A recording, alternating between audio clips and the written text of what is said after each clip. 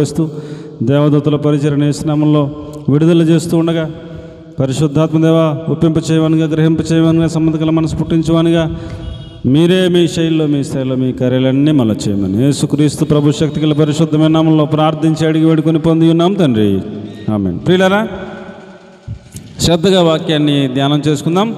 మనం చదువుకున్న వాక్య భాగంలో భయము కలిగి పాపము చెయ్యకుడి అని చెప్పాడు. అంటే ఇప్పుడు భయము లేని వాళ్ళు ఏం చేస్తారన్నట్టు అమ్మా? భయము లేని వాళ్ళు ఏం చేస్తారన్నట్టు లెక్క? పాపం చేస్తారన్నట్టు లెక్క. ఏమండి, మనము భయము కలిగి పాపము చేయకూడదు అని చెప్తున్నాడు. బైబిల్ గ్రంథంలో మనం చూస్తే చాలామంది పెద్ద పెద్ద భక్తులే వాళ్ళు దేవుని భయం వాళ్ళ కడుపులో ఉన్నంతకాలం చాలా భయభక్తులు కలిగి జీవించారు. ఎప్పుడైతే భయం వాళ్ళల్లో విడిచిపెట్టేశారో వాళ్ళు పాపంలో పడిపోయారు. ఏమండి, పాపంలో వాళ్ళు ఏమయ్యారండి? పడిపోయారు. ఇప్పుడు సంసోను చూడండి, చాలా భయభక్తులు కలిగిన వాడు, బండ సందులలో నివాసం ఉండేవాడు, పరిశుద్ధాత్మ దేవుని చేత నిరంతరము ఆయన అభిషేకించబడినవాడు. ఏమండి, ఒక్కడు ఇటువైపు ఉన్నాడు, 1000 మంది ఫిలిస్తీయులు సర్దార్లు అటువైపు ఉన్నారు, బలవంతులు. 1000 మందిని అటువైపు చూసి జడిసిపోలేదు. ఒక్కడు ఇటు అటు చూశాడు, చిన్న గాడిద దవడ ఎముక దొరికితే దాన్ని పట్టుకుని 1000 మందిని చంపేశాడండి. అంటే దేవుని ఆత్మ ఎంత బలంగా ఆయన మీద ఉందో మీరు అర్థం చేసుకోండి. అంత బలమైన వాడు, అంత శక్తి కలిగిన వాడు, దేవుని భయం కలిగిన వాడు. ఒక అందంగా ఉన్నటువంటి ఒక దెలీలా అనే అమ్మాయిని చూశాడు, ఆమె వల్ల పడ్డాడు. ఆయన ఆత్మ అభిషేకం బలం మొత్తం పోయినాయి. ఫిలిస్తీన్లు వచ్చారు, పట్టుకున్నారు, కళ్ళు పీకారు, తిరగలి విసిరేవాళ్ళలాగా పెట్టారు. 1000 మందిని చంపినవాడు ఇతడేనా అని చెప్పుకునేలాగా ఉంది. కానీ చూస్తే ఎలాగున్నాడు? బలహీనుడిగా. 2 ఫిలిస్తీన్లు ఏమీ చేయలేకపోయాడు, కళ్ళు పీకేశారు, తీసుకెళ్ళి తిరగలి విసిరేవాళ్ళలాగా పెట్టారు. ఏమిటయ్యా ఎంత బలహీనం పడిపోయావనంటే, దేవుని భయం నాలో ఉన్నంతసేపు నేను పాపం చేయలేదండి, దేవుని భయం కాస్త పక్కన పెట్టాను, అందంగా ఉంది అమ్మాయి అని దెలీలాను చూసి పాపంలో పడ్డాను. భయం ఎప్పుడైతే పోయిందో, పాపంలో ఎప్పుడైతే పడ్డానో దేవుడిని విడిచిపెట్టేశాడు, పోయిందండి బలం అని చెప్తాడు సమాధానం.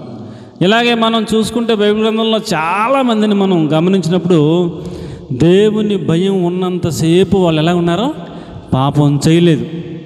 దేవుని భయం ఎప్పుడైతే పక్కన పెట్టేశామో ఆటోమేటిక్గా ఏం చేస్తాం? పాపంలో పడిపోతాం. ఈ ఒక్క పాయింట్ మనకు అర్థమయ్యి ఈ రోజున ఈ పూట ఏమండి, దేవుని భయం నిరంతరం కలిగి ఉండేటట్లుగా మనం సిద్ధపడితే నా ప్రయాస వ్యర్థం కాదని ప్రభువునందు నేను విశ్వాసంతో మీకు ఈ పరిచర్య చేస్తా ఉన్నాను. దేవునికి స్తోత్రం కలుగును గాక. హల్లెలూయా. ప్రియులారా, మొదటి పాయింట్ ఏమిటంటే, ఇప్పుడు సమయం 10:20 అయింది. సాధ్యమైనంత మట్టుకి 1 గంట లోపల నేను వర్తమానాన్ని ముగించేస్తాను, శ్రద్ధగా ఆలకించండి. ఏమండి, నిర్గమాకాండం 20వ అధ్యాయం 20వ వచనం. నిర్గమాకాండము 20వ అధ్యాయము 20వ వచనం. అసలు భయం లేకపోతే చాలా ప్రమాదం. అందుకు మోషే, భయపడద్దు, మిమ్మల్ని పరీక్షించడానికి, మీరు పాపము చేయకుండా ఉండటానికి ఆయన భయం మీకు కలుగుటకును దేవుడు వేంచేసినని ప్రజలతో చెప్పెను. నా వైపు చూడండి అమ్మా. ఇప్పుడు దేవుడు పరలోకమందు ఉంటారు. ఎక్కడుంటారని? దేవుడు పరలోకమందు ఉంటారు. మహామహుడుగు దేవుడు పరలోకమందు దూతలు ఆయనను ఆరాధిస్తూ ఉండగా, సింహాసనాసీనుడై ఆయన 3వ ఆకాశంలో ఎవరూ సమీపించడానికి తేజస్సులో మహామహిమలో ఉంటాడు ఆయన. అలాంటి దేవుడు అండి ఎక్కడికి వస్తాడట? మన మధ్యకు వేయించేస్తున్నాడు అన్నాడు. మన మధ్యకు ఎందుకు వేయించేస్తున్నాడు? మన మధ్యకు ఎందుకు వస్తున్నాడు ఆయన? ఆయన భయం మనకి కలగటానికి. ఎందుకండి? ఆయన భయం మనకి ఎందుకు కలగాలి? మనం పాపం చేయకుండా ఉండటానికి. నా పాయింట్ అర్థమవుతుందా మీకు అమ్మ? ఆయన అక్కడెక్కడో మహాకాశంలో ఉండే దేవుడు, ఆయన భయం మనకి కలిగేటట్లుగా ఆయన మన మధ్యలోకి వస్తున్నారట. ఆయన మన మధ్యలోకి ఎందుకు వస్తున్నారు? ఆయన భయం కలగటానికి. ఆయన భయం ఎందుకు కలగాలి? పాపము చేయకుండా ఉండటానికి. ప్రియులారా, ఆయన మహాపరిశుద్ధుడు, ఆయన దగ్గర మనం కూడా ఉండాలని ఆశపడుతున్నాడు. పాపం చేస్తే ఎక్కడికి వెళ్తాం? నరకానికి పోతాం. అది ఆయన బాధ. నాతో పాటు నా బిడ్డలు ఉండాలని ఆయన మన మధ్యకు వస్తున్నాడు. మనకి ఆయన భయం కలిగి ఉండాలని, మనం పాపం చేయకుండా ఉండి జీవించాలని ఆయన దగ్గరికి వెళ్ళిపోవాలని, ఆయనతో పాటు మనం ఉండాలని మన కోసం ఆయన ఈ యొక్క ప్రాణాన్నే పెట్టేశాడు. ఏకంగా ఏం పెట్టాడండి? ప్రాణాన్నే పెట్టేశాడు. కాబట్టి ప్రియులారా, ఆయన ప్రేమను మనం అర్థం చేసుకుని, ఎక్కడ 2-3 నా నామమున కూడి ఉంటారో అక్కడ నేను ఉంటానని సెలవిచ్చిన దేవుని వాగ్దానాన్ని ఎత్తిపెట్టి మనం ఎక్కడ 2-3 ఉంటామో ఆయన పేరట ప్రార్థన చేస్తుంటామో ఆయన మనకు అక్కడికి వస్తారు. ఏమండి, ఒకవేళ 2-3గా ఎప్పుడు కూడుకుంటాం? వారానికి ఒకసారి 2 సార్లు, శుక్రవారం, ఆదివారం. మరి మిగతా 5 రోజులు మన ఇష్టానుసారంగా ఆయన రాలేదు కదా, ఆయన భయం ఏం లేదు కదా, జీవించేయడానికి, పాపం చేయడానికి అవకాశం ఉందా? లేదు. నిరంతరం ప్రతి క్షణం ఆయన మనల్ని చూస్తూ ఉన్నాడు అనే ఒక భయం మన కడుపులో ఉండాలి. దేవునికి స్తోత్రం కలిగిన గాక. దేవుడు చూస్తున్నాడన్న భయం ఉంటే పాపం ఎలా చేస్తారండి? ఏమైనా చేస్తారా? అమ్మ చేస్తారా? దేవుడు చూస్తున్నాడన్న భయం ఉంటే పాపం చేస్తారా? సినాయి పర్వతం మీద దేవుడు వచ్చారు అండి. పర్వతం అంతా అగ్నిమయమై, ధూమమయమై, పొగలు ఎగిసిపోతూ ఉంది, అగ్నిలా కాలిపోతుంది పర్వతం అంతా. ఇశ్రాయేలు అందరూ పర్వతం చుట్టూరు ఉన్నారు. అమ్మ బాబోయ్, దేవుడు వచ్చాడు రా బాబు, చాలా ప్రభావంగా ఉన్నాడు, అగ్నిలాగా మండిపోతుంది పర్వతం. ఆ పర్వతం మీద మోషే ఉన్నా సరే మోషేకి ఏం అవ్వట్లేదు.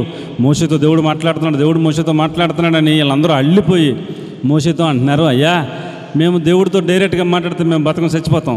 నువ్వు దేవుడితో మాట్లాడి దేవుడు ఏదైనా చెప్తే మాకు చెప్పమని చెప్తే మాకు చెప్పు, నువ్వు మధ్యలో మీడియేటర్గా ఉండు, మేము డైరెక్ట్ అవ్వలేము, దేవుడితోనే, దేవుడు చాలా ప్రభావం కలిగిన వాడు అని మోషేని బతిమాలుకుంటున్నారు వీళ్ళు అండి. అప్పుడు మోషే అన్నాడు, భయపడకండి, దేవుడు మహామహిమ కలిగిన వాడే, అగ్ని వలె మండుతున్నటువంటి ప్రభావం కలిగిన వాడే, అయినను ఆయన మన మధ్యకి వేయించేశాడు. ఎందుకనంటే ఆయన భయం మీకు ఏమాత్రం ఉండాలని. ఎందుకు ఆ భయం అంటే మీరు పాపము చేయకుండా ఉండాలని. ఏమంటే పాపం అంటే ఏంటండి? ఏదన్నా అది బ్రహ్మ పదార్థమా? పాపం అంటే ఏంటండి? పాపం అంటే ఏంటండి? ఆజ్ఞ అతిక్రమమే పాపము. చెప్పండి ఏంటండి పాపం అంటే ఏంటి? ఆజ్ఞ అతిక్రమమే పాపము. ఇప్పుడు ఆదాముకి అవ్వక దేవుడు ఏం చెప్పారు? తోటలో ఉన్న పళ్ళన్నీ మీరు తినొచ్చు, మధ్యలో ఒక చెట్టు పెట్టాను, ఆ చెట్టు పండు తినమని మీరు నిశ్చయముగా చచ్చిపోతారు, ఆ పండు తినొద్దు అని చెప్పారు. అంతే కదండి. ఆ మాటను ఎప్పుడైతే అతిక్రమించారో వారు పాపం చేసినట్టు, వెంటనే వారిని ఆ ఏదైనా తోటల నుంచి బయటికి వెళ్ళగొట్టేశారు, శాపాలు వచ్చేసింది కదా. ఇప్పుడు మనం ఆయన మాటను మీరకూడదని ఆయన కోరుకుంటున్నాడు. దేవునికి స్తోత్రం చెప్పండి. నిర్గమాకాండం 20వ అధ్యాయం అంటేనే 10 ఆజ్ఞలు ఉన్నటువంటి ఆ యొక్క అధ్యాయం. అది ఆజ్ఞలు ఏ అధ్యాయంలో ఉన్నాయండి? ఆజ్ఞలు ఏ అధ్యాయంలో దేవుడు ఇచ్చారు? నిర్గమాకాండంలో 20వ అధ్యాయంలో ఇచ్చారా? అందులోనే 10 ఆజ్ఞలు ఉంటాయి. ఆజ్ఞలు ఏమిటి అమ్మా? ఓకే, అది పక్కన పెట్టండి అండి. తర్వాత దొంగిలించకూడదు అండి. అమ్మ దొంగిలించకూడదు అని దేవుడు ఒక ఆజ్ఞ ఇచ్చాడు. మనం ఏదన్నా చూడగానే ఆశ కలిగి దొంగిలించామనుకోండి, ఆజ్ఞను అతిక్రమించినట్టే కదా. అమ్మ చెప్పండి అమ్మా, ఇలా నా వైపు చూడండి.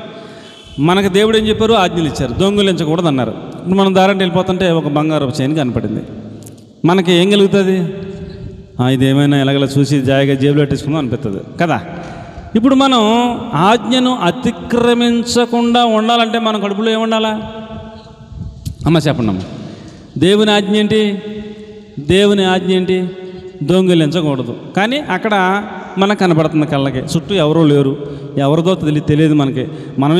మనకి సాతాను చెప్తున్నాడు, అది దొంగిలించినట్టు ఎలాగవుద్దండి? ఎవరి జేబులన్నా మీరు తీస్తే దొంగిలించినట్టు. మీకు ఇది రోడ్డు మీద కనపడింది, దొరికింది, అది దొంగిలించడం కాదని సాతాను చెప్తూ ఉంటాడు పక్క నుంచి. మనం కన్విన్స్ అయిపోయి అవును కదా అని జాయిగా ఎవరు సొత్తదని జేబులో పెట్టేసుకుంటే ఆజ్ఞను అతిక్రమించినట్టే కదా. అతిక్రమించినట్టే. ఇప్పుడు ఆజ్ఞను అతిక్రమించకుండా ఉండాలంటే మన కడుపులో ఏముంటే దగ్గరికి వెళ్ళాం. అమ్మో దేవుడు నన్ను చూస్తున్నాడు, ఆయన దృష్టిలో నేను సముద్రంలోకి వెళ్ళినా ఆయన దృష్టికి నేను దూరంగా ఉండలేను, ఆకాశంలోకి వెళ్ళినా ఆయన దృష్టికి నేను దూరంగా ఉండలేను, నేను ఎక్కడికి వెళ్ళినా ఆయన చెయ్యి నన్ను పట్టుకుని లాగుతుంది అని తెలిసిన వాడైతే భయం కడుపులో ఉంటే ఏండి వెళ్తాడు దగ్గరికి. వెళ్ళరు, తీరు. భయం కడుపులో ఉంటే దూరంగా చూసి వెళ్ళిపోతారు అంతే. అలాగ భయం మన అందరికీ ఉండాలి, పాపం చేయకూడదని దేవుని వాక్యం మనకు బోధిస్తూ ఉంది. దేవునికి స్తోత్రం కలుగును గాక. హల్లెలూయా. ప్రియులారా, అక్కడ 10 ఆజ్ఞల్లో మనం చూస్తే వ్యభిచరించకూడదు అండి. సంసోనికి అందంగా ఉన్న దిల్లీలో కనబడింది. ఇప్పుడు కడుపులో భయం ఉందనుకోండి, అమ్మ కడుపులో భయం ఉందనుకోండి, ఏం చేస్తాడు? చిచ్చి ఈ అందం మనకు అక్కర్లేదు, సౌందర్యం మనకు అక్కర్లేదు, దేవుని భయం అమ్మోయ్ అని వెళ్ళిపోతాడు. భయం పక్కకి వెళ్ళింది.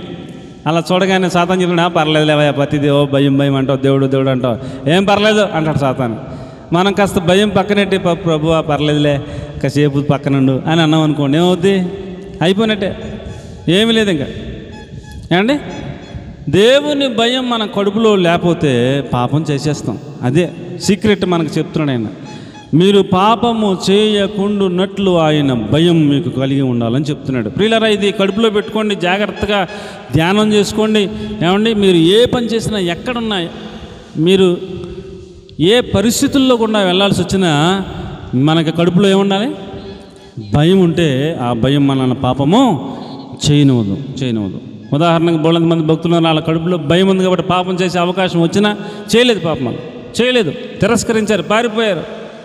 చచ్చిపోయినా సరే పాపం చేయనని తీర్మానించుకున్న వాళ్ళు బోలంత మంది బైబిల్లో ఉన్నారు.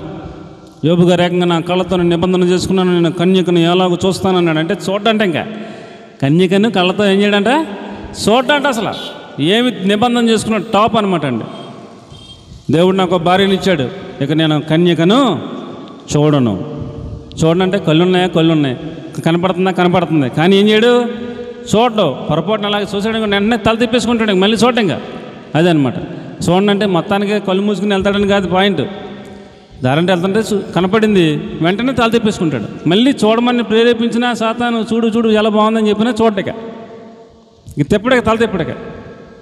అలాగున మనం పాపం చేయకుండా దేవుడి భయం కడుపులో ఉండాలి అన్నట్టు దేవుని వాక్యం మనకు బోధిస్తూ ఉంది. దేవునికి మహిమ కలుగునుగాక. నిర్గమాకాండం 15:25 వాక్యాన్ని కనుక మనం చూస్తే, ఈ ఆత్మయాత్రలో మనం బయలుదేరి వెళుతూ ఉన్నప్పుడు ప్రియులారా, ఈ ఆత్మయాత్రలో మనకు శోధనలు వస్తాయి, కష్టాలు వస్తాయి, ఇరుకులు వస్తాయి, ఇబ్బందులు వస్తాయి. ఏమండి, పాపం చేసేవాడికి ఇబ్బందులు ఏమి రావండి అమ్మా. పాపం చేసేవాడికి ఏమి రావు.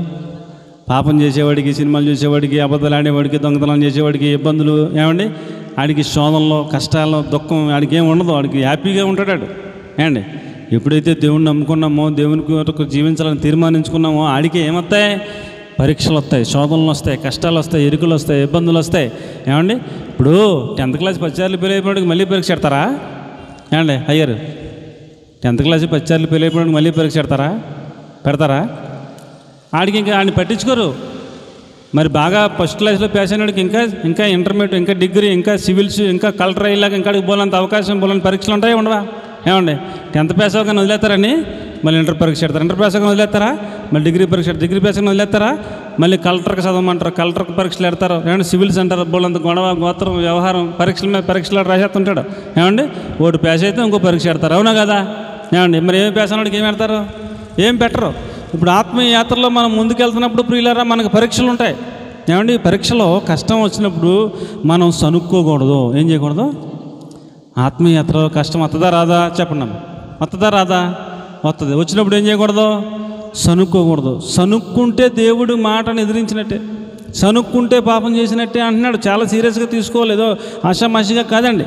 ఇశ్రాయేలీయులు ఎర్ర సముద్రం ఎదురుగా వచ్చింది. అన్న వైపు చూడండి, ఎర్ర సముద్రం ఎదురుగా వచ్చింది. ఎర్ర సముద్రం ఎదురుగా వచ్చినప్పుడు వీళ్ళు ఏమండి ప్రార్థన చేశారు.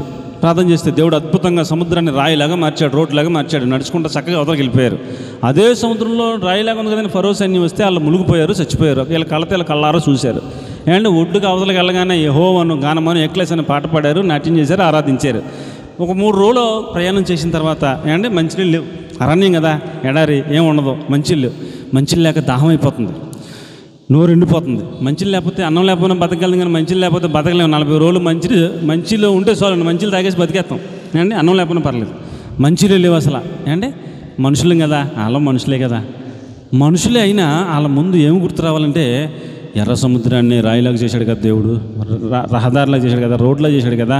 ఇక్కడ మంచిలు దొరకపోయినా ఆయనకు ప్రార్థన చేద్దాం, అమ్మా ఆయనకు ప్రార్థన చేద్దాం, దేవుడు ఎక్కడో దిక్కున మంచిలు ఎలాగోలాగా ఎత్తాలే అన్న విశ్వాసం ఉండాలి వాళ్ళలో. కానీ మానవ స్వభావమే వాళ్ళలో పనిచేస్తుంది. అక్కడ ఏమంటున్నారంటే, ఈ ఎడారిలో, అరణ్యంలో దేవుడు మంచినీళ్ళు ఇప్పించగలడా, దేవుడి వల్ల అవుద్దా అని దేవుడిని అనుమానిస్తూ దేవుడి మీదే సనుక్కుంటున్నారు. మోసేని ఏమంటే లోకు ఎవరో, వీళ్ళందరికీ లోకు ఎవరో? మోసే లోకువా? ఏమంటే సముద్రాన్ని చీల్చినోడు ఆయనే, మన్నాన్ని రప్పించేవాడు ఆయన, అన్నీ చేసేవాడు ఆయనే బాగా లోకు. వీళ్ళకి వెళ్ళిపోయి ఏమయ్యా సంపదకు తీసుకొచ్చి అక్కడ మమ్మల్ని ఏమిటిది మంచినీళ్ళు ఏమి లేవని ఆయన మీద కలబడిపోతున్నారు. ఆయన మీద ఏమంటే తిరగబడిపోతుంటే వీళ్ళ సనుగులు ఆయనకి చాలా ప్రతికూలమయ్యాయంట దేవుడికి. ప్రియులారా, మన ఆత్మీయయాత్రలో మనకి ఏదైనా కష్టం వచ్చేస్తే, ఇబ్బంది వచ్చేస్తే, ఇరుకు వచ్చేస్తే, శోధన వచ్చేస్తే, పరీక్ష ఏదైనా దేవుడే అనుమతిస్తే పరీక్ష, ఏమండి ఆ పరీక్షలో మనం ఏం చేయాలి? ప్రభువా ఇందులోంచి బయటపడే నాయనాన్ని ప్రార్థన చేసుకోవాలి తప్ప సనుక్కోకూడదు. అర్థమైన వాళ్ళు మాత్రమే స్తోత్రం చెప్పండి. అందరూ చెప్పొద్దు ఏమండి? ఏం చేయకూడదు? సనుక్కోకూడదు. నా బతికింతే, నా పరిస్థితి ఇంతే, నా దరిద్రం ఇంతే, నా గొడవ ఇంతే, నాకులాంటి బతికి ఎవరికి రాకూడదు, నాకే ఈ కష్టాలను వస్తాయి, ఎవరికే రావు అని ఇలాగ మనం నిందించుకుంటా అవమానించుకుంటా మనమే ఏండి తక్కువ చేసుకుంటా ఇంకా రకరకాలుగా ఏండి నిరాశలోకి నిస్పృహలోకి వెళ్ళిపోయినట్టుగా ఇంకా అంతా అయిపోయింది, ఇంకా చరిత్ర రేపే మమ్మల్ని తీసిపోతారన్నట్టుగా మనం అలాగా ఇదైపోకూడదు ఏండి. మనం విశ్వాసంతో ప్రభువుకు ప్రార్థన చేసుకుందాం. దేవుడు అన్నీ చేయగల సమర్థుడు అని ప్రార్థన చేసుకోవాలి తప్ప సనుక్కోకూడదు. అర్థమైతే మంచి స్తోత్రం చెప్పండి. వీళ్ళు నీళ్ళు దొరకలేదు కదా, లెక్క కొంచెం నీళ్ళు కనపడ్డాయి, భలే నీళ్ళు కనపడ్డాయి అని ఒకటి పరిగెత్తుకుంటూ వెళ్ళి నోట్లేసుకుంటే చేదు. అయ్యి బాబోయ్ మాచిపత్రులు ఉన్నాయి, చేదుకున్నారు బాబు, అసలే నీళ్ళు ఏమిటేదో ఉన్నాయంటే ఇది కూడా చేదుకున్నాయని గోలు పెట్టేస్తుంటే దేవుడికి మోసే ప్రార్థన చేస్తే ఒక చెట్టును చూపించాడు. చెట్టు పీకి వేర్లతో సహా అందులో ఏమన్నా వేస్తే మధురంగా మారిపోయినంట. దేవునికి స్తోత్రం చెప్పండి. చాలామంది బతుకులు చేదులాగా ఉంటాయి. నాలాంటి బతుకు ఎవరికి రాకూడదు, అందరికీ పిల్లలు పడుతున్నారు, నాకు పిల్లలు పడతలేరు అనుకుంటుంది ఒక్కొక్క సహోదరి. ఏమండి? అందరికీ పెళ్ళి అవుతుంది, నాకు పెళ్ళి అవుతలేదు అనుకుంటారు ఒక సహోదరుడు. ఏమండి? అందరికీ ఉద్యోగాలు వస్తుంది, నాకు ఉద్యోగం అవుతలేదు అనుకుంటుంది ఒక సహోదరి. ఏమండి? అందరూ పేస అయిపోతున్నాను, నేనే పేస అవుతలేదు అనుకుంటారు ఒక్కొక్కరు. చిన్న బతికే చేదు అనుకుంటారు. కానీ ఎటువంటి చేదు బతుకునైనా ఏమండి దేవుడు మధురంగా మార్చగలిగిన దేవుడు. ఆయన చెప్పిన మాట ఇంటే సరిపోద్దని భయం కలిగి పాపం చేయకుండా ఉండాలని దేవుని వాక్యం తెలియజేస్తూ ఉంది. ఆయన వేరు వేయగానే మధురంగా అయిపోయిందంట, అందరూ సంతృప్తిగా తాగారంట అండి. దీన్ని బట్టి మనం నేర్చుకోబోయే పాఠం ఏంటంటే, మన ఆత్మీయ జీవిత యాత్రలో ఎన్ని కష్టాలు వచ్చినా, ఎన్ని పరీక్షలు వచ్చినా మనం ఏం చేయకూడదు. కొరింథీ పత్రికలో అంటాడు పౌలు గారు, అందులో ఆ ఇశ్రాయేలు అందరిలో కొందరు సనిగి నశించారంట, కొందరు తిరుగుబాటు చేసి మోసే మీద నశించారంట అండి. అలాగా కొన్ని పాయింట్లు చెప్పాడు. మీరు వారి వలె ఉండొద్దు అని ఆఖరిలో హితబోధ చేశాడు అండి. కాబట్టి ప్రియులారా, మనం ఏమి నేర్చుకోవాలి? దేవుని భయం కలిగి ఏం చేయకూడదు. సనిగితే ఏం చేసినట్టు? పాపం చేసినట్టే కదా. ఏమండి? ఆజ్ఞ అతిక్రమిస్తే ఏం చేసినట్టు? పాపం చేసినట్టే. కాబట్టి సనిగితే మనం ఏం చేసినట్టు? పాపం చేసినట్టే. మీరు పాపం చేయకుండా ఉండాలని మీకు దేవుడు భయం ఉండాలని ఆయన మన మధ్యలోకి వస్తున్నాడు అని చెప్పాడు. కాబట్టి ప్రియులారా, ఆయన భయం మన కడుపులో ఉంటే మనం ఎన్ని కష్టాలు వచ్చినా భక్తి విధానం ఎలాగంటే అంతా సాఫీగా ఉంటే దేవునికి స్తోత్రం, కష్టం వస్తే ఎందుకు వచ్చింది దేవుడు అండి, అలాగే కాదు భక్తి అంటే. ఎటువంటి పరిస్థితి అయినా ఆ పరిస్థితిలో ఏమండి ప్రార్థన చేసుకుంటూ దేవుడు విడిపిస్తాడన్న నమ్మకంతో విశ్వాసంతో సాగిపోవాలి. కానీ దేవుని నిందించేలాగా అవమానించేలాగా సనుక్కునేలాగా మనం ఉంటే మనం ఏం చేసినట్టు? పాపం చేసినట్టు అని దేవుని వాక్యం తెలియజేస్తుంది. కాబట్టి మనం సనుక్కోవడమే పాపం అని మనకు తెలిస్తే మనం ఏం చేస్తాం? సనుక్కోము. చెప్పండి, అందరూ చెప్పండి, సనుక్కోము. ఏమండి? కాబట్టి ప్రియులారా, మనం ఆజ్ఞలన్నిటినీ మీరితే మనం పాపం చేసినట్టు, అవునా కదా? ఏమండి? దొంగతనం చేయొద్దు అన్న భయం మన కడుపులో ఉంటే దొంగతనం చేయం, అవునా కదా అండి? పాపం చేయకూడదన్న భయం మన కడుపులో ఉంటే పాపం చెయ్యం కదండి. ఏమండి? ఏదైనా నీ పొరుగు వాడిది ఆశించవద్దు అన్నాడు. ఏదైనా ఆశించే మనసు మనకు వస్తే మన కడుపులో భయం మనకి జ్ఞాపకం చేస్తూ ఉంటే మనం ఎదుటివాడిది మనం ఆశించలేము. పాపం చేయకుండా మనల్ని నా భయం కాపాడుతుందని మీకు నేను మనవి చేస్తున్నాను. ప్రియులారా, అలాగే నిర్గమాకాండం 16:4 టైం అయిపోతుంది. యెహోవా మోషేను చూసి, ఇదిగో నేను ఆకాశం నుండి మీ కొరకు ఆహారం కురిపిస్తాను, వారు నా ధర్మశాస్త్రాన్ని అనుసరించి నడుచురో లేదో నేను వారిని పరీక్షించినట్లు ఏనాటి బత్తి మానాడే కూర్చుకొనవలెను అన్నాడు. దయచేసి నా వైపు చూడండి అమ్మ. ఇప్పుడు అరణ్య యాత్రలో వాళ్ళకి తినడానికి భోజనం కావాలి కాబట్టి అరణ్యంలో ఏమీ దొరకదు కాబట్టి దేవుడు ఆకాశము తెరిచి దేవదూతలు తినే మన్నాను దేవుడు వాళ్ళకి ఆకాశం నుంచి కురిసేస్తుందంట, వాన కురిసినట్టు. అలాగా ఆహారాన్ని పంపిస్తున్నాడు. మన వైపు చూడండి అమ్మ. పంపిస్తుంటే అరణ్యం కదా, ఎడారిలో ఏముంటుంది? ఇసుక ఉంటుంది. ఇసుకలో భోజనం దేవుడు కురిపించేస్తే ఇసుకతో తింటారు. అందుకని ఆ ఇసుకలో ముందు ఇంత మందం ముందు మంచు పడుతుంది అండి. అక్కడ మీరు అన్ని వివరాలు ఉంటాయి బైబిల్ అన్నీ చూపించలేనప్పుడు నేను. ముందెంత మందం మంచు పడుతుందంట ఇసుక పైన అండ్ ఆ పైన మన్నా పడుతుందంట, ఆ పైన మళ్ళీ మంచు పడుతుందంట.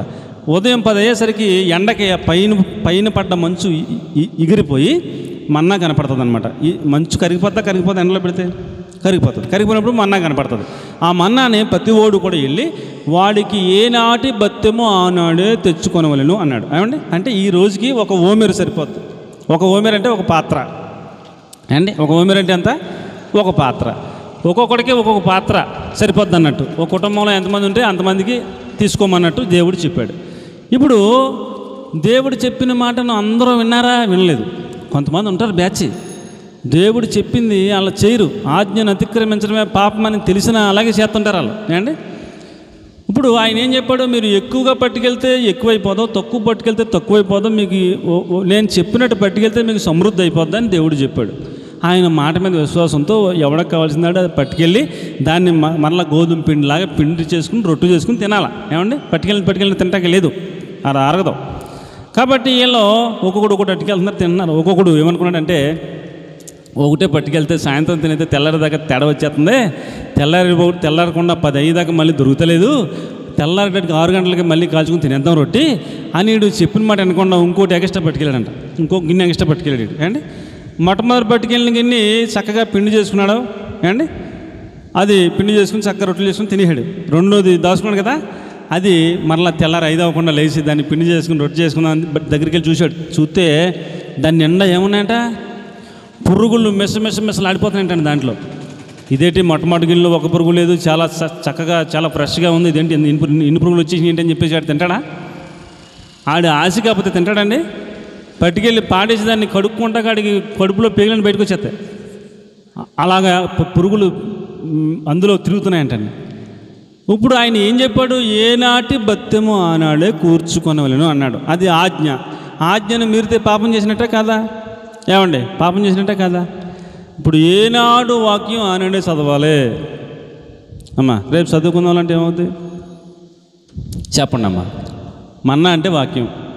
ఏమంటే ఏనాటి బత్తెము ఆనాడే కూర్చుకోవాలి కదా. మరి ఇప్పుడు ఈరోజు చదవాల్సిన వాక్యం రేపు చదివేసుకుందామంటే ఎలాగా బాగుంటుందా? రేపొద్దున మళ్ళీ ఏమంటాడు సాతాను? సాయంత్రం చదివేదిగానిలే, ఈ నిన్న దొకటా, ఈ ఏళ్ళ దొకటా, రేపు దొకటా, 3 రేపు చదివేదిగాని అంటాడు మళ్ళీ. ఇంకా అంతే, బైబిల్ దగ్గర నువ్వు వెళ్ళవు, నువ్వు చదవవు, ఇంకా అయిపోయింది, ఇంకా చాప్టర్ అయిపోయింది. ఏనాటి బత్తెము ఆనాడే ఏం చేయాలి చెప్పండి? కూర్చుకొనవలనంటే ఏ రోజు చదవాల్సింది 1 చదువుతావు, 2 చదువుతావు, 10 చదువుతావు, నీ టార్గెట్ ఏంటో ఆ రోజుకి ఏ రోజు ఆ రోజు చదివితేనే కానీ మనం బయటపడకూడదు అన్నట్టుగా మన నిర్ధారణ ఉండాలి. అలా చేయకపోతే ఏం చేసినట్టు? అంత సీరియస్గా తీసుకోవాలని ప్రభు పేరిట నేను మీకు మనవి చేస్తా ఉన్నాను. దేవునికి స్తోత్రం కలుగును గాక. హల్లెలూయా. ద్వితీయోపదేశకాండం 13వ అధ్యాయం 13వ వాక్యాన్ని మనం చూస్తే, మనం ఆయన్ని ప్రేమిస్తున్నామో లేదో అని ఆయన మనల్ని పరీక్షిస్తాడంట. ఆయన్ని ప్రేమిస్తే ఓకే, ఆయన ప్రేమించకపోతే పాపం చేసినట్టే అంటాడు. అది కూడా చాలా డేంజర్గా ఉంది. ద్వితీయోపదేశకాండం 13:13.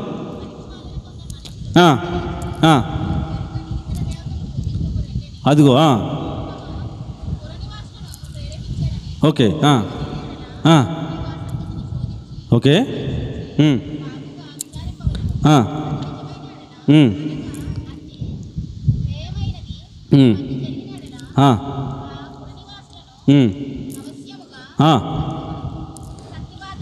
సంహరించవలను.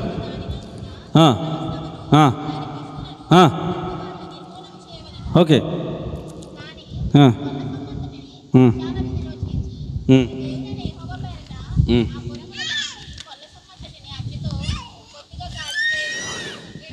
ఆయన పరీక్షిస్తున్నాడన్నమాట లేదా? ఎక్కడ?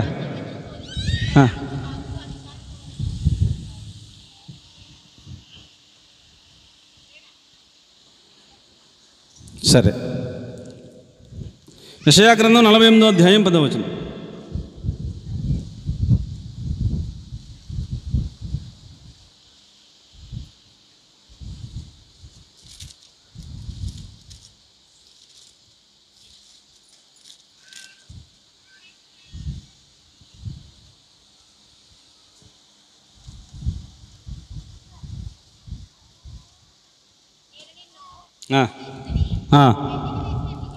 ఓకే,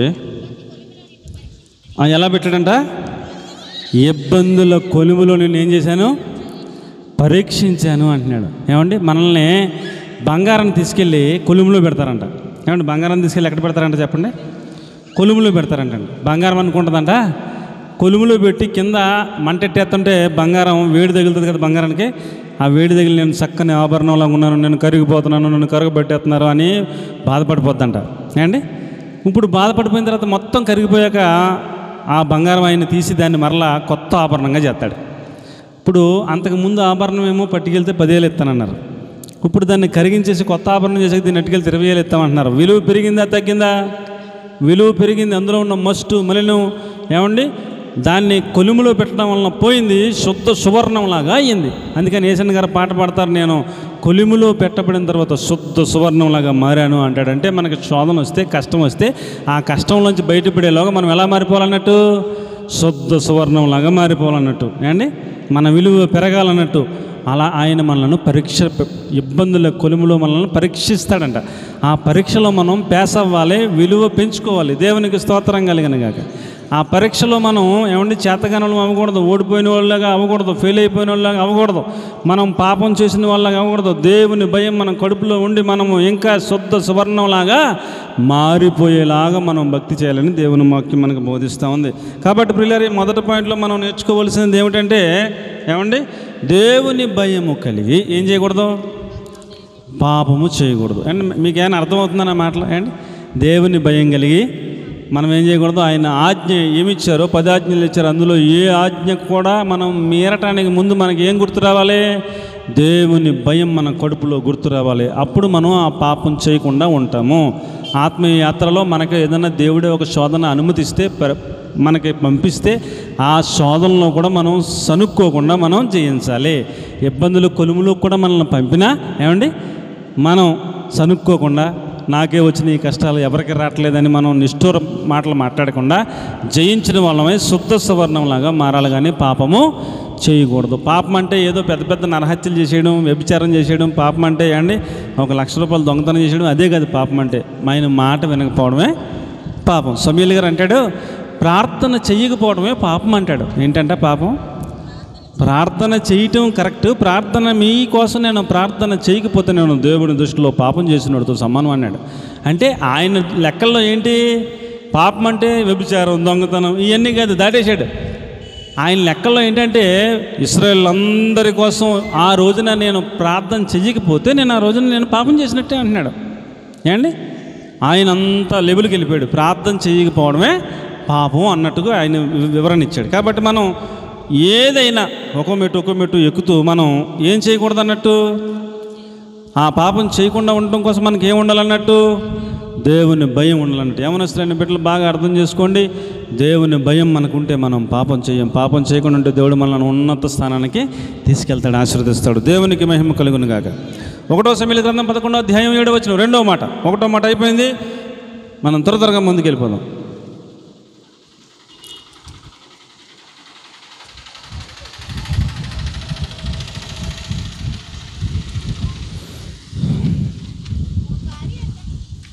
ఒక కాడి ఎద్దును తీసి తొనకలుగా చేసి ఇశ్రాయేల్ దేశంలోని నలుదిక్కులకు దూతల చేత వాటిని పంపి సౌలుతోనూ సమూయేలుతోనూ కలమని వాడేవాడు ఎద్దులను ఎలాగ చేస్తానని సౌలు ప్రకటన చేసినప్పుడు ఏమండి ఇశ్రాయేల్ అందరూ ఏకమయ్యారు.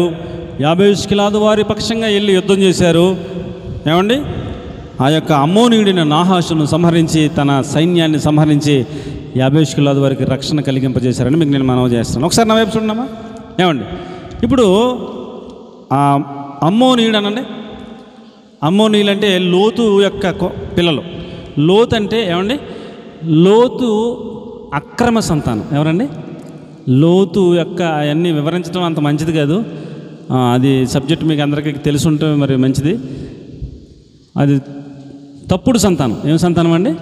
తప్పుడు సంతానం. వాళ్ళు అమ్మోనీయులు మోయాబీయులు అన్నారు వాళ్ళని. వాళ్ళు దేవునికి విరోధులు, శత్రువులు అండ్ ఇశ్రాయేలుకి శత్రువులు. అందులో ఒకడు నాహాషు అనేవాడు అమ్మోనీయుడు. అతడు వచ్చి 50 షికెలాదు అనే పట్టణం ఒకటి ఉంది. ఎవరండి? అమ్మ 50 షికెలాదు ఒక పట్టణం ఉంది. ఆ పట్టణం మీదకి వచ్చి యుద్ధానికి వచ్చి నాహాషు అన్న ఆయన అంటాడు అమ్మోనీయుడు, రేయ్ మీ కళ్ళు ఒక్కొక్కడికి ఒక్కొక్క కన్ను పీకేస్తాను, నాకు దోసలు అయిపోండి, మీ మీద యుద్ధానికి వచ్చానని చెప్తాడు. చెప్తే 50 షికెలాదు పెద్దలందరూ వచ్చి నాహాషుతో అంటారు, అయ్యా ఒక 7 రోజులు మాకు గడివి. ఎన్ని రోజులండి? 7 రోజులు మాకు గడివి. ఇశ్రాయేల్లో 12 గోత్రాలకి మేము వర్తమానం పంపిస్తాం. మమ్మల్ని రక్షించడానికి ఇశ్రాయేల్ 12 గోత్రాల్లో ఎవరైనా ఒకరు వచ్చి రక్షిస్తారేమో. ఒకవేళ ఎవరో రక్షించకపోతే 7 రోజులు చూసి 8వ రోజున మేమే వచ్చి నీకు దోసలుగా సరెండర్ అయిపోతాం, అంత పని నువ్వు చేయక్కర్లేదు అని వీళ్ళు ఆయనకి మనవి చేసుకుంటారు.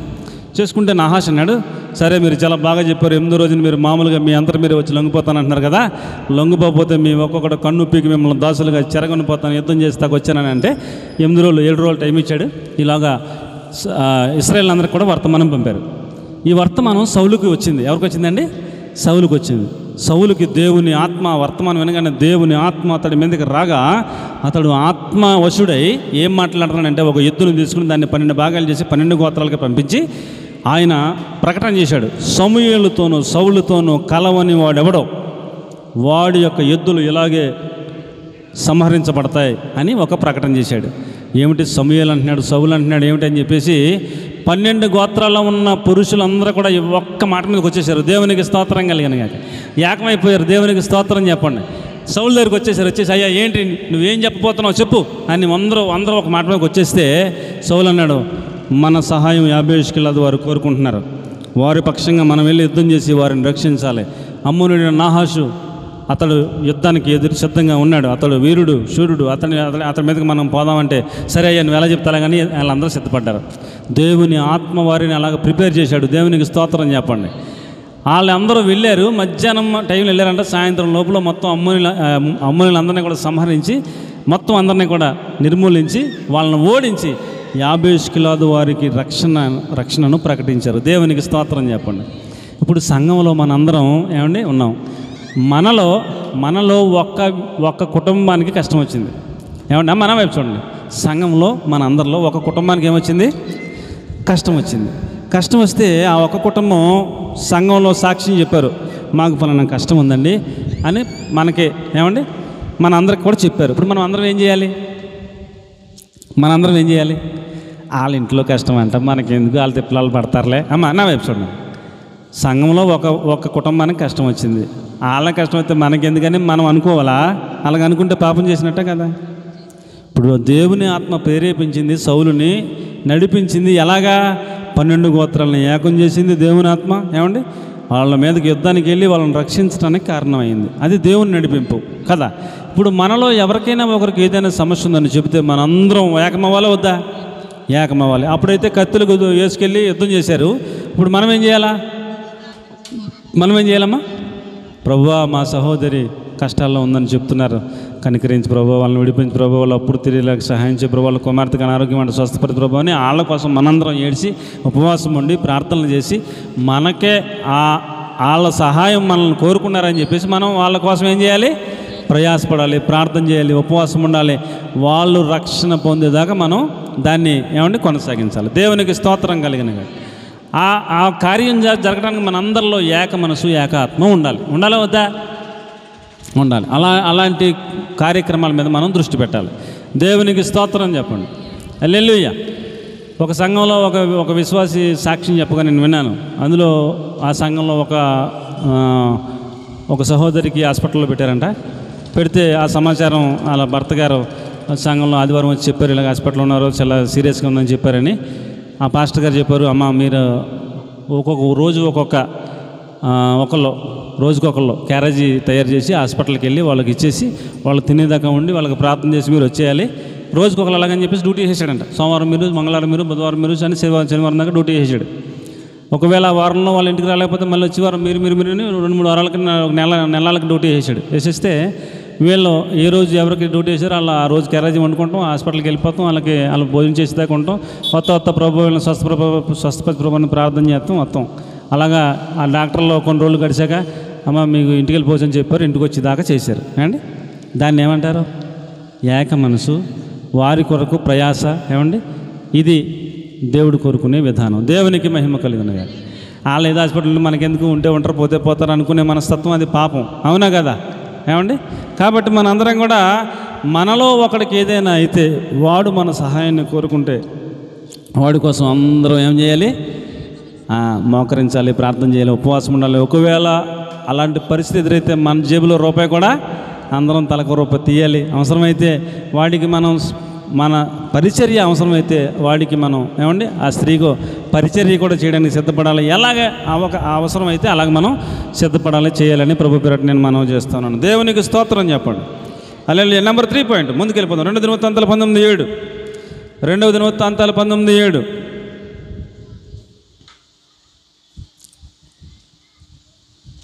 రెండో దినవృత్తాంతాల గ్రంథం 18వ అధ్యాయం యెహోవా భయము మీ మీద ఉండును గాక, హెచ్చరికగా ఉండి తీర్పు తీర్చండి. మన దేవుడైన యెహోవా యందు దోషం లేదు, ఆయన పక్షపాతి కాడు. చాలు చాలు చాలు చాలు ఏమ్మా, నా వైపు చూడమ్మా. ఇప్పుడు భయము కలిగి మనం ఏం చేయాలంట? హెచ్చరికగా ఉండి తీర్పు తీర్చండి అంటాడు. అమ్మ నా వైపు చూడండి, నా వైపు చూడండి. మనలో అందరూ కూడా తీర్పు తీర్చే వల్ల కదా ఏమండి నాగమణి గారు, మనం అందరం కూడా తీర్పు తీరుతామో తీర్చమా? తీర్పు తీరుతామో తీర్చమా? పలానా ఆవిడ ఇలాగండి, అలాగండి, ఆవిడ ఇదండి, ఇతను అలాగండి, అతను ఇలాగండి అని మనం ప్రతి ఒడికి తీర్పు తీర్చేస్తుంటాం కదా. దేవుడు అంటాడు హెచ్చరికగా ఉండి తీర్పు తీర్చండి అంటున్నాడు. తీర్పు తీర్చాలి, తీర్చొద్దని అంటలా. సంఘంలో ఎవరికైనా ఏదైనా సమస్య వస్తే మీలో తీర్పు తీర్చగలిగిన జ్ఞానం కలిగిన వాడే లేడా? మీరు వెళ్ళి అన్నిటి దగ్గరికి వెళ్ళి తీర్పు కోసం వాళ్ళ దగ్గర నుంచుంటారా? సంఘంలో ఉన్న జ్ఞానం కలిగిన వారు తీర్పు తీర్చండి అని చెప్పాడు. ఓకే ఏమండి, ఇప్పుడు తీర్పు తీర్చేటప్పుడు ఎలా తీర్చాలంటే తీర్పు పక్షపాతం ఉండకూడదు. అమ్మ ఎలా ఏమనకూడదు? పక్షపాతం ఉండకూడదు. ఇప్పుడు ఉదాహరణకి ఇలా చూడండి, సంఘంలో ఒకళ్ళు డబ్బులు ఉన్న వాళ్ళు వచ్చారు అండి, ఒకళ్ళు పేదోళ్ళు వచ్చారు. ఇప్పుడు పేదోళ్ళని మేము కిందకు వచ్చావు అని చెప్పి డబ్బులు ఉన్న వాళ్ళు ఎత్తే, సార్ కూర్చొని సార్ అని కుర్చీ ఎత్తే దాంట్లో ఏముంది? పక్షపాతం ఉంది. ఓకేనా? ఇప్పుడు డబ్బులు ఉన్నాయి ఇంటికాడ మీటింగ్ పెట్టమన్నాడు. మీటింగ్ పెట్టమంటే అండి ఉదాహరణ మీకు అర్థమవుతాయి అండి. పాస్టర్ గారు ఏం చేశారంటే డబ్బులు ఉన్నాయని కదా ఆయనకి బాక్సులు 2 అండి, మిక్సరు, ఇంకా ఏమేమి ఉన్నాయో అన్నీ పట్టుకెళ్ళి పెట్టేశాడు. పేదోళ్ళు మీటింగ్ పెట్టమంటే వాళ్ళ ఇంటికి ఏం పట్టుకెళ్ళలేదు. ఏం చేస్తున్నట్టు? పక్షపాతమా కాదా? పక్షపాతం. అలాగే ఏ విషయంలో తీర్పు తీర్చాలన్నా ఏమండకూడదు? న్యాయముగా తీర్పు తీర్చాలి. ఎలా తీర్పు తీర్చాలని? న్యాయముగా తీర్పు తీర్చాలి. హెచ్చరికగా ఉండి తీర్పు తీర్చండి. ఎందులో పక్షపాతం ఉండకూడదు, దౌష్యం ఉండకూడదు అండి అని దేవుడు చెప్తున్నాడు. దానికి మనం తేడా చేస్తే ఏం చేసినట్టు?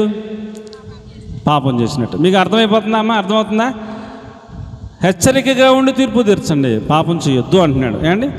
దేవుని భయం కలిగి ఏం చేయకూడదు? మన పాయింట్, మన అంశం ఏంటి? దేవుని భయం కలిగి పాపము చేయకూడదు. పాపం అంటే ఏంటి? ఆజ్ఞలను అతిక్రమించడం పాపం. అది మొదటి పాయింట్లో అండి. రెండో పాయింట్లో ఏం చెప్పాడు? మన సహోదరులు ఎవరికైనా కష్టం వస్తే వాళ్ళ కోసం మనందరం ఏకమవ్వాలి, వాడిని విడిపించేదాకా పోరాడాలి. అది రెండో పాయింట్ అండి. అలా పోరాడకపోతే పాపం. నెంబర్ 3 ఏంటి? న్యాయముగా తీర్పు తీర్చాలి, పక్షపాతంగా తీర్పు తీర్చకూడదు. అలా తీర్పు తీరిస్తే అది పాపం.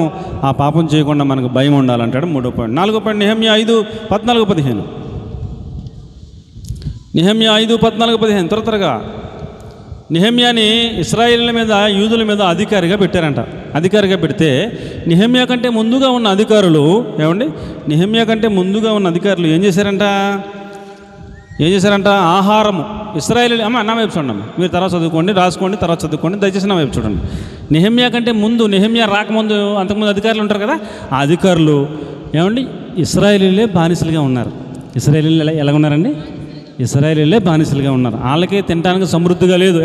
వాళ్ళకే ఏం లేదండి? తినడానికి సమృద్ధిగా ఆహారం లేదు, తాగుతానికి సమృద్ధిగా ద్రాక్షరసం లేదు. వాళ్ళకే అన్నీ కూడా ఏమీ లేవు, కష్టంగా గడుస్తుంది వాళ్ళకే.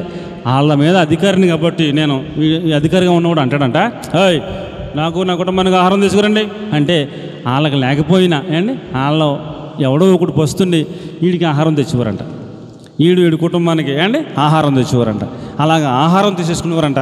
తర్వాత ద్రాక్షరసం తీసేసుకునేవారంట. తర్వాత 40 తులాల వెండి తీసేసుకునేవారంట. అధికారిగా ఎవరిని పెడితే ఆడే ఎంతండి? ఎన్ని తులాలు? 40 తులాల వెండి తీసేసుకునేవారంట అండి. ఇలాగా ప్రజల దగ్గర దోచుకునేవారంట వాళ్ళు. ఇప్పుడు నెహెమ్యా వచ్చాడు. నెహెమ్యా వస్తే ఇది అలవాటైపోయింది ప్రజలకు కూడా ఏమన్నా అలవాటైపోయిందండి? మన మీద అధికారిగా ఉన్న ఆయనకి మనం ఆహారం పెట్టాలా, మన మీద అధికారిగా ఉన్నవానికి మనం ద్రాక్షరసం పట్టుకెళ్ళాలా, మన మీద అధికారిగా ఉన్న ఆయనకి మనం 40 తులాల వెండి ఇవ్వాలా అన్నది అదొక ఏదో రూల్ కింద అయిపోయింది. ప్రజలకు అలవాటు అయిపోయింది. రూల్ అండి. అధికారికి జీతం ఇస్తారు ఎవరా? చెప్పండి. అధికారికి ప్రభుత్వం అధికారిగా పెట్టింది, అధికారికి జీతం ఉండదా? మరి మళ్ళీ ప్రజల ఆహారం ఎందుకు పెట్టాలా? ప్రజలు ద్రాక్షరసం ఎందుకు ఇవ్వాలా? 40 తులాలు వెండి ఎందుకు ఇవ్వాలి? సార్ ఎందుకు ఇవ్వాలా? మరి జీతం ఎందుకు? వీడికి అధికారం ఉంది కాబట్టి వీడు అలాగ చాలా ఎంతున్నాడు. నెహెమ్యా వచ్చిన కాడ నుంచి వాళ్ళ ఆహారం పట్టుకొస్తే నెహెమ్యా నాకు వద్దయ్యా, మీరే సరిగా తినలేదు కదా, మీరు నాకు అక్కర్లేదయ్యా అన్నాడంట. వాళ్ళు ఆశ్చర్యపోతున్నారు. ద్రాక్షరసం పెట్టుకొచ్చారంట. వద్దయ్యా మీరే తాగండి, నాకు అక్కర్లేదు అని ద్రాక్షరసం వద్దనంట. 40 తులాలు వెండి పెట్టుకొచ్చారంట.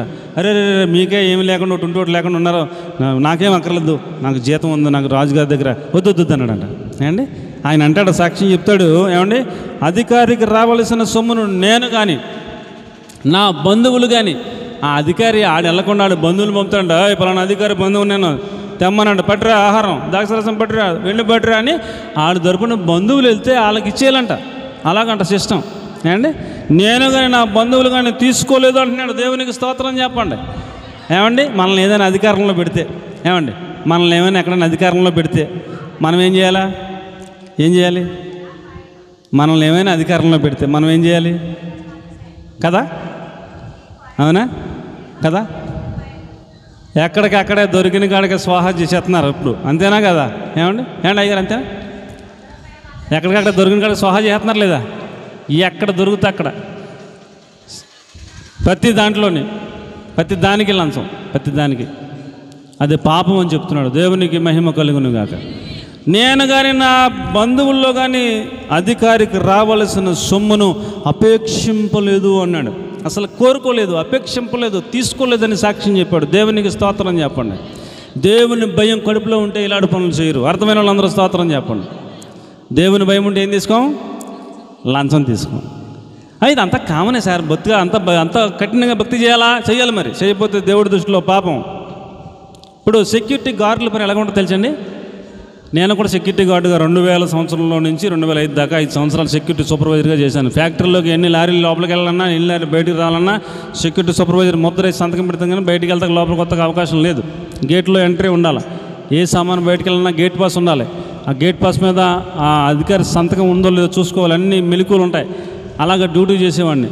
ఇప్పుడు లారీ వాడు వచ్చి ఆడి యొక్క బిల్లు ఇచ్చి నాకు అంటాడు, అయ్యా నన్ను ముందు పంపేవా ఏంటంట, ఆడిని ఏం చేయాలంట, ఆడిని ముందు పంపేయాలంట. ఆడికన్నా ముందు 10 లారీలు ఉన్నాడు. 11వ వాడు వచ్చి ఆడి పేపర్ నాకు ఇచ్చి అంటాడు, నాది ముందు కొట్టే అని కింద ఇలాగ ఎడతాడు 100. ఏమండి ఆడు ఒప్పుకోలేదు, 100 ఎట్టొచ్చు, 200 ఎట్టొచ్చు, దేవుని స్తోత్రం. ఏమండి ఎంతైనా పెడతాడు. అది ఎవరికే కనపడదు. వీడు జాయిగా అలా చెయ్యితే ఆడు వెళ్ళిపోతాడు. వీడు జాయిగా జోబులు పెట్టుకుంటాడు, ముద్ర చేస్తాడు, ఆడు ముందు వెళ్ళిపోతుంటాడు.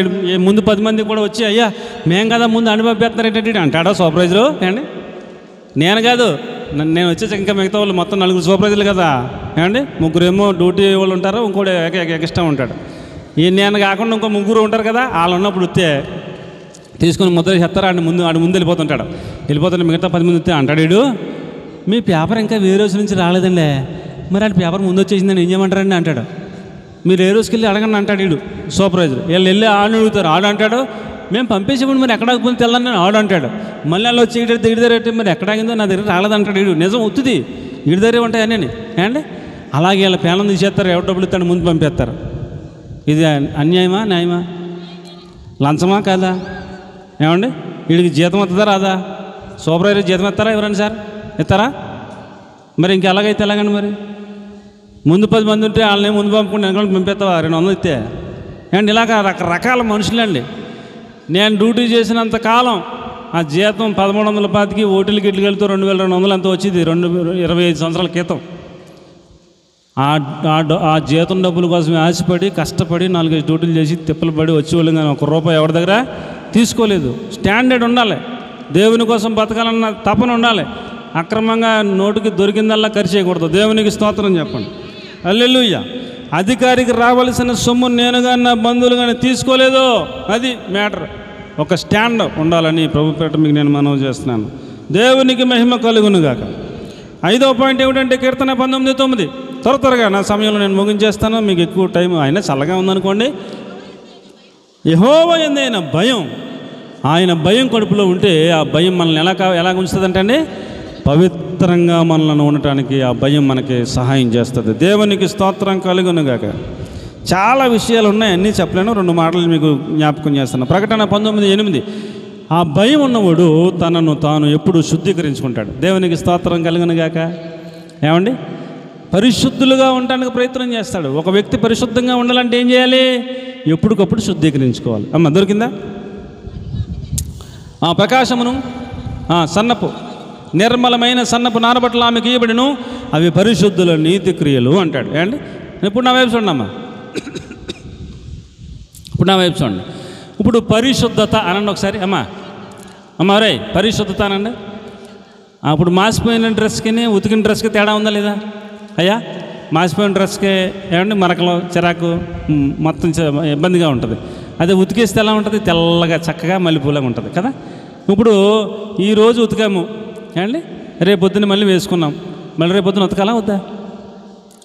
ఉతకాలా వద్దా? ఆ సొక్కాయ కదండి, మళ్ళీ ఉతకాలా? మళ్ళీ ఉతకాలా? మరి ఇప్పుడు ప్రతిరోజు మనల్ని మనం శుద్ధీకరించుకోవాలన్నట్టే వద్దా? ఈరోజు స్నానం చేసాం కదండి, సంవత్సరం దాకా చేయమండి అంటారా? ఏమండి ఈరోజు స్నానం చేశాం కదా, సంవత్సరం దాకా చేయను అంటారా? ఈరోజు చేసాం కాబట్టి రేపు కూడా చేయాలా వద్దా? చేయాలా?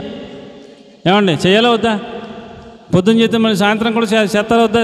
చేస్తారా చేయరా? మరి అలాంటప్పుడు ప్రతిరోజు శుద్ధీకరించుకోవాలా వద్దా? మనల్ని మనం ప్రతిరోజు ఏం చేయాలి? పరిశుద్ధత కాపాడుకోవాలంటే ప్రతిరోజు మనల్ని మనం ఏం చేసుకోవాలండి? శుద్ధీకరించుకోవాలి. యేసు ప్రభు రక్తంలో కడుక్కోవాలి. అది ప్రతిరోజు చేయాల్సిన పని. ప్రతిరోజు బట్టలు ఉతుక్కోవాలా? చెప్పండి. ఏమంటే ఉతుక్కోవాలని చెప్పండి. ఉతుక్కోవాలి. అలాగే ప్రతిరోజు మనం ఏం చేసుకోవాలి? శుద్ధీకరించుకోవాలి. మనకున్న ఏకైక సోర్స్ యేసు ప్రభు రక్తం మాత్రమే. అదే ఆ యేసు ప్రభు రక్తమే సబ్బు, సోడా, ఏమన్నా యేసు ప్రభు రక్తమే అన్నీను, మన సర్పం అన్నీ అదే. ఆ రక్తంలో మనల్ని మనం ఏం చేసుకోవాలి? శుద్ధీకరణ కార్యక్రమం చేసుకుంటూ ఉంటే ఎప్పుడు కూడా మనం ఎలాగ ఉంటాం? పరిశుద్ధంగా ఉంటాం. అర్థమైన వాళ్ళు మాత్రం స్తోత్రం చెప్పండి. 1 యోహాను పత్రిక 1వ అధ్యాయం 7 వచనం 9 వచనం త్వరగా. 1 యోహాను పత్రిక 1వ అధ్యాయం 7, 9 వచనాలు.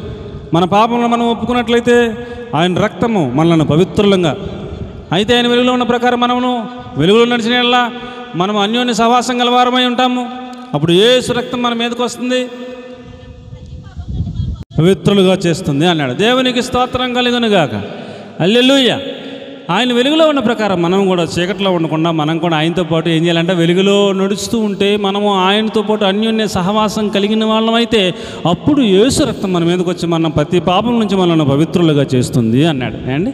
కాబట్టి మనం ఆయనతో సహవాసం ఎక్కువ చేస్తే, ఎక్కువ ప్రార్థనలో ఉంటే, ఎక్కువ వాక్యం ధ్యానంలో ఉంటే, ఎక్కువ ఆయనతో పాటు సహవాసంలో ఉంటే అప్పుడు యేసు రక్తం వస్తుందంట మన మీదకి.